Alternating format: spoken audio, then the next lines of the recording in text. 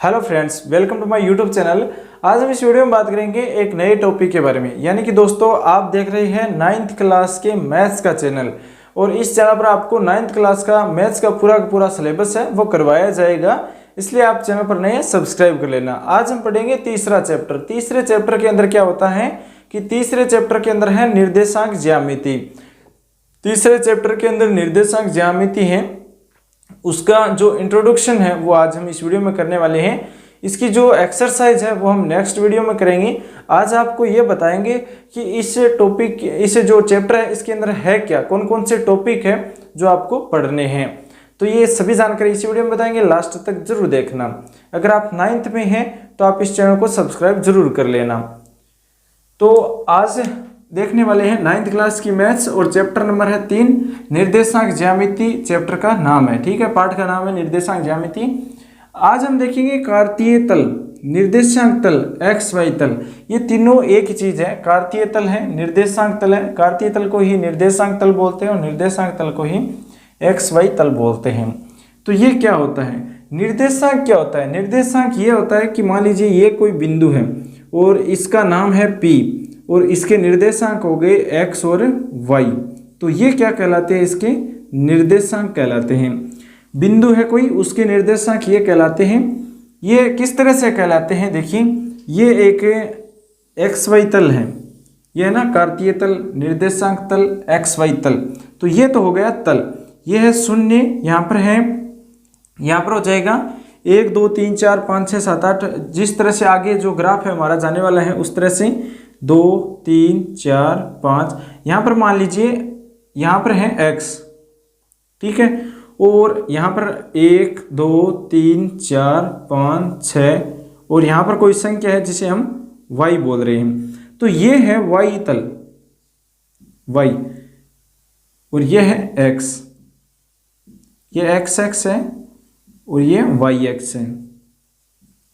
इसको लिखते हैं और ये हो जाएगा -x और ये हो जाएगा -y।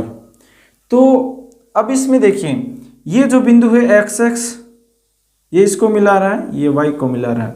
तो ये जो बिंदु मिलता है यहाँ पर दोनों का, तो ये क्या है? एक P बिंदु है और इसके निर्देशांक क्या होंगे? x और y। क्योंकि x पर देखिए, इसके अंदर क्या होता है कि कोई भी बिंदु होता है उसको हम, जो बिंदु होता है वो दर्शाते हैं। तो पहला होता है x का और दूसरा होता है y का। यानी जो पहला है वो तो है x तल का और दूसरा है वो है y तल का। तो ये xy तल का है, ठीक है। तो दूसरा बिंदु है वो इस रेखा का होगा और पहला इस रेखा का होगा, ठीक है। तो ये P बिंदु है, इसके निर्देशांक है x और y। तो आपको ये ध्यान रखना है कि ये एक कार्तीय तल है, निर्देशांक तल है और xy तल भी इसे बोलते हैं। यह है निर्देशांक तल में। इसके बाद में हम देखिए, मान लीजिए कोई बिंदु दे दिया आपको। ये मैंने एक एक्स वाई तल बनाया, कार्तीय तल बनाया। इसके अंदर ये लगाया मैंने 1 2 3 और 4 और 5। यह है एक्स और ये है वाई एक्स।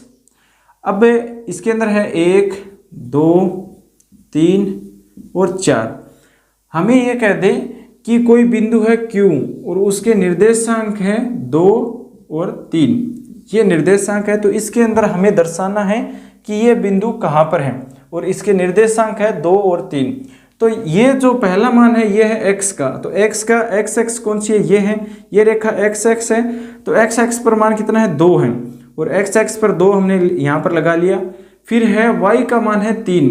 तो y का मान 3 है, तो ये y का मान 3 है, यहाँ पर है। यहाँ से हमें देखना है कि 2 के सीध में कहाँ पर है और 3 के सीध में कहाँ पर है। तो ये Q बिंदु यहाँ पर होगा और जिसके निर्देशांक होंगे 2 और 3। ये आपको ध्यान रखना है कि इसी तरह से निर्देशांक होंगे। कोई भी बिंदु है, मान लीजिए इसके अंदर, मान लीजिए कोई भी बिंदु है, यहाँ पर कोई बिंदु है जो 2 और 3 के ऊपर है, 2 और 3 के ऊपर है। तो ये 2 से मिला दिया, ये 3 से मिला दिया, ये बिंदु हो गया 3 और 2। पहले आएगा x का, फिर आएगा y का। इस तरह से होता है x और y। तो पहले x का होगा वो इसका मान होगा और y का होगा वो जो ऊपर से नीचे रेखा है इसका y का मान होगा। तो ये है निर्देशांक तल और एक्स वाई तल, ये आपको ध्यान रखना है।